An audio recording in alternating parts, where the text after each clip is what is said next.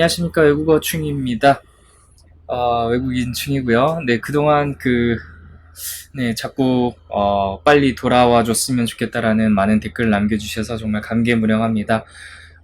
상당히 부족한 컨텐츠라고 생각을 하고 있는데, 그래도 나름대로, 저를 기다려주시는 분들이 계실 줄은 몰랐는데, 감사하게 생각하고 있습니다. 어쨌거나 오늘은 좀 재밌는, 어쩌면 따분할 수도 있는, 아마 외국어 좋아하시는 분들이라면 좀 궁금해 하실 만한 사항을 들고 왔습니다. 한국에서 외국어 공부를 하는 데 있어서, 어떤 언어를 선택을 해야지 효율적으로 배울 수 있을까에 관련된 내용이에요. 상당히 내용이 심오하죠. 혹자는 얘기하죠. 외국어 해외에 나가지 않고서도 배울 수 있다라고 하는 얘기들 많이 하십니다만, 사실상 효율성과 시간을 따져봤을 때 뭐 비용은 안 들 수도 있겠습니다만은, 근데 잘못된 교재를 택한다거나 아니면은 어, 네, 그렇죠. 좀 시간적으로 잘못 소비를 할 가능성이 상당히 높고요. 어쩔 수 없이 학원 언어라는 게 자기 혼자만 알고 끝내는 게 아니라 소통을 하기 위한 수단이기도 하고, 또 익히기 위한 수단이기 때문에 혼자서 하는 데는 역시 무리가 있다는 생각을 저는 하게 됩니다. 그래서 학원 얘기도 자꾸 하게 되는 것 같은데, 오늘도 좀 그거랑 관련된 내용이 될 수도 있을 것 같다는 생각이 들어요. 왜냐면은 어떤 언어를 공부를 한국에서 해야지 빨리 배울 수 있냐에 관한 얘기인데, 아무래도 영어가 가장 빠를 것 같아요. 왜냐면은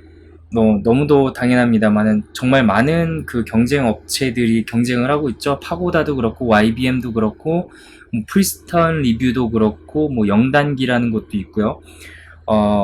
그리고 뭐 영어라는 언어 자체가 워낙 세계에서 많이 쓰여지는 언어다 보니까는 그 교수법도 상당히 잘 발전을 한 것 같아서, 해커스도 깜빡했네요. 해커스도 있죠. 그렇기 때문에 서로 좀 더 나은 방법으로 가르치기 위한 연구를 많이 하고 있다는 생각이 듭니다. 그래서 학문적인 연구도 많이 체계적으로 잘 진행이 되어 있기 때문에 어떻게 강사들이 효율적으로 학생들을 가르쳐야 된다는 그런 개념들도 상당히 나름대로 교육 시장이라면 시장인 것 같아요. 그 시장 내에 잘 짜여져 있다라는 생각이 듭니다. 그래서 아주 한국에서 공부하기 좋은 언어가 어떤 건가요? 라고 물어보신다면은 저는 아마 영어라고 할 것 같아요. 심지어 뭐 해외 유학생들도 토플이라든지 아니면은 뭐 GMAT이라든지 GRE 준비하기 위해서 여름방학 동안 한국으로 돌아오시는 분들도 상당히 많거든요. 그런 의미에서 저는 영어가 가장 한국에서 공부하기 좋은 언어라고 생각을 합니다. 그 두 번째 언어를 말씀을 드리자면 아마도 일본어, 중국어가 이제 공동 2위가 될 것 같아요. 역시 언어권이 비슷하다 보니까 그런 면도 있고, 아무래도 지리적인 특성도 있기 때문일까요? 원어민도 아무래도 좀 더 거리가 가깝다 보니까는 그 수가 상당히 많고, 그런 교류도 많은 모양입니다. 그래서 상당히 그 서점이라든지 아니면 학원에서 보시면 알겠지만 상당히 고급 관련된 그런 문법이라든지 어휘도 손쉽게 접할 수 있는 그런 요건들이 많이 마련된 언어입니다. 공동 2위예요. 일본어와 중국어입니다.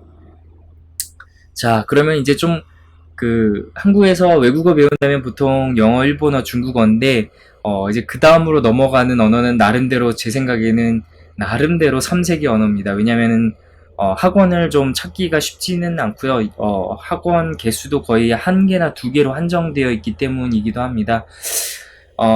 그래서, 이제 프랑스어는 솔직히 잘 모르겠어요. 제가 프랑스어는 배워본 적이 없기 때문에 말씀을 드릴 수가 없습니다만은, 저는 정말 학원을 많이 다녀봤어요. 정말 학원에다가 돈을 엄청나게 퍼부은 것 같은데, 어쨌거나 제가 말씀드릴 수 있는 부분은 독일어, 그리고 스페인어, 러시아어 중에서 말씀을 드리도록 하겠습니다. 이 세 가지 언어를 배우는데 한국에서 가장 좋은 언어가 뭐냐고 여쭤보신다면은 저는 바로 이 스페인어를 꼽을 것 같습니다.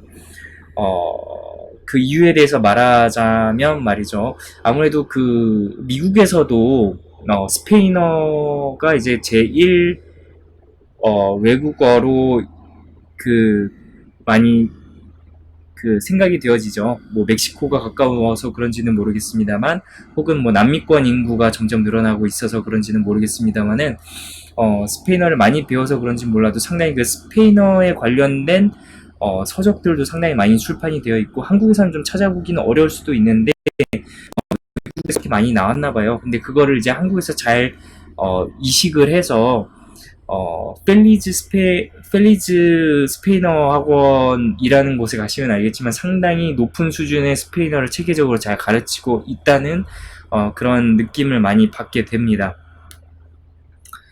이 학원에서 저는 델레 베오노 베도스 그리고 지금 현재 세우너 준비를 하고 있는데 들어보면 항상 느껴요. 그 독일어랑 러시아 학원 다녔을 때보다 이쪽 강의법이 상당히 체계적이고 정확하고 학생들의 질문도 잘 받아주고 그렇다는 생각이 많이 들기 때문에 그런지 모르겠습니다만은 상당히 한국에서 어쩌면 한국이라고 말하긴 좀 부끄러울 수는 있겠습니다. 왜냐면 서울에 한정된 부분일 수도 있겠네요. 한국에서 혹은 서울에서 공부를 한다면은 이제 공동 2위를 말씀드렸으니 4위가 되겠습니다. 바로 이제 스페인어가 바로 한국에서 공부하기 참 좋은 언어라고 할 수가 있을 것 같아요. 바로 이 학원 때문이기도 하고요.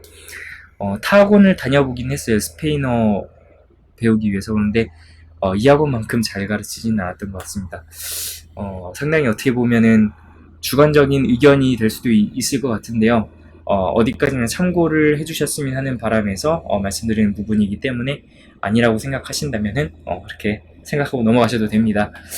그 다음 언어를 말씀드리자면은 네.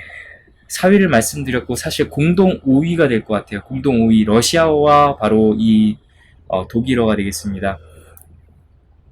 네, 독일어 네, 지금 제가 배우고 있는 언어고요. 지금 아인츠바이 공부하고 있는데 글쎄요, 그냥 그 언어 자체를 익힌다는, 그냥 언어라는 그런 환경에 풍덩 뛰어든다는 의미에서는 이제 독일어가 어쩌면 좀 더 공부하기는 좋을 수도 있을 것 같다는 생각이 되지만은 또 문법을 체계적으로 잡기에는 아직 한국에 그렇게 아주 문법에 관한 아주 정밀한 교수법이 발달을 하지는 않은 것 같다는 생각이 듭니다. 괴테 인스티튜트도 다녀보고, 김범식도 다녀보고, 독문화도 다녀보고, 또 독일 정원이라는 것도 다녀보고 있지만은 아직 그 문법이라는 부분에 있어서 딱 체계적으로 잡혀져 있는 교수법이 나오지는 않았어요. 그 스페인어에 비해서 제가 말씀을 드리는 부분입니다.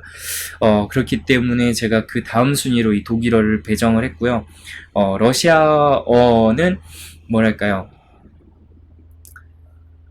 이건 학원에 또 관련된 내용이라고 할 수는 없을 것 같은데, 러시아어 교수법 자체가 아직 발달을 덜 했다는 생각이 듭니다. 러시아어 자체가 어려워서일까요?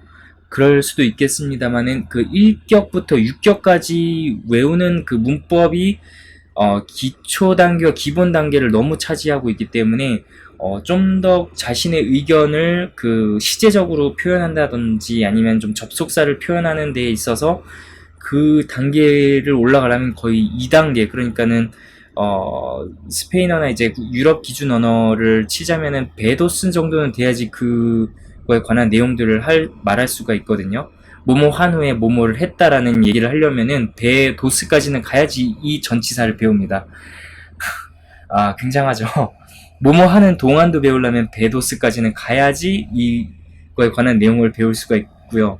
베도스를 가도 이제 뭐뭐 일리 없다, 뭐뭐임에 틀림없다, 그거에 관한 거를 끊임없이 비교하는 그런 과정을 배우기 때문에 그걸 베도스에서 배운다는 말이죠. 그렇기 때문에 언어 자체가 너무 어려워서 그런지 아니면은 교수법이 잘 발달하지 않아서 그런지는 잘 모르겠습니다만 러시아어가 상당히 배우기에는 한국에서 배우기 상당히 어렵습니다. 네, 아도스 정도, 그러니까 A2 정도가 끝내야지 이제 그 뭐라고 할까요? 단어를 적재적소에 말할 수 있게 되는 정도의 수준이 될까 말까 하는 수준이거든요. 근데 제가 개인적으로 그 토르플 2단계 혹은 뭐 B2 단계까지 배워본 언어 수강생 입장에서 말씀을 드리자면 배워야 할 게 아직도 너무 많아요. 정말 러시아어는 그 약간 좀 뭐라고 할까요? 구어라고 해야 되나요? 이디엄이죠. 뭐 여러 가지 단어가 합쳐져서 어떤 뜻을 나타내는 그거를 배우는 게 아직도 너무나 많이 남았는데 베도스가 끝났음에도 불구하고 아직 그거를 배우지 못한 느낌이 들기 때문에 어, 네, 러시아어는 상당히 배우기 힘든 그런 언어라고 말씀을 드릴 수가 있을 것 같습니다. 한국에서 특히 러시아어 자체 교수법도 잘 발달이 덜 된 부분이 있고 음, 러시아어 자체가 어려운 부분도 있고, 네, 그런 부분이 있는 것 같습니다. 그래서, 저번에 좀 독일어 관련해서 어떤 학원을 다녀야지, 뭐, 시험 대비가 잘 되고, 어떤 학원을 다녀야지 회화가 잘 될 것 같다는 개인적인 의견을 말씀을 드렸는데, 러시아어에 관해서 이 부분을 말씀을 드린다면은, 어, 그 언어 자체를 좀 약간 환경에, 뭐라고 할까요? 기본적인 회화 같은 거를 스스로에게, 적응할 수 있는 그런 환경의 기회를 마련을 해주는 계기를 마련을 하고 싶다면 아마 뿌시킨 하우스가 어, 선택이 될 수 있을 것 같다는 생각이 드는데 시험 대비로서는 좀 그렇게 적합한 학원은 아닌 것 같고요. 제 생각에는 시험 대비라면은 아마도 이 에듀랑이라는 러시아 학원을 다니시는 게 아마 시험 대비에는 좀 더 특화가 되어 있는 학원이 아닌가 싶습니다. 주저리 얘기했는데 어디까지나 이거는 개인적인 의견이었을 뿐이니까요. 참고만 해주시길 바라겠습니다. 좀 더 많은 그 다양한 언어에 관한 학원들이 많이 생겨서 좀 더 효율적이고 시간을 적게 투자하면서 빨리 배울 수 있는 그런 언어 학습 환경이 많이 생겨나길 바랍니다.